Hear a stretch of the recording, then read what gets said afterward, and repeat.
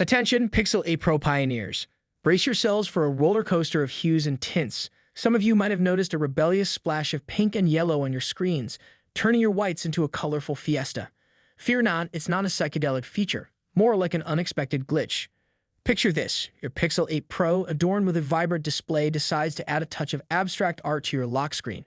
Pink and yellow hues sneak in like party crashers, making their presence known when the always-on display setting is throwing its own rave.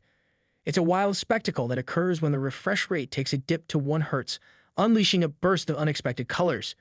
Dark room, brace yourself for a dazzling display of the unexpected. But here's the twist. Some of you, the fearless pixel warriors, have taken matters into your own hands. Reports are buzzing that Google is sending in reinforcements. A replacement Pixel 8 Pro to the rescue. That's right, if your phone is caught in this psychedelic spectacle and you're not digging the hues, make the call to Google. Don't settle for a display that thinks it's the next Picasso, demand a replacement. Now here's the golden rule. Don't let them gaslight you. If Google tries to convince you that a tinted display is the latest trend, stand your ground.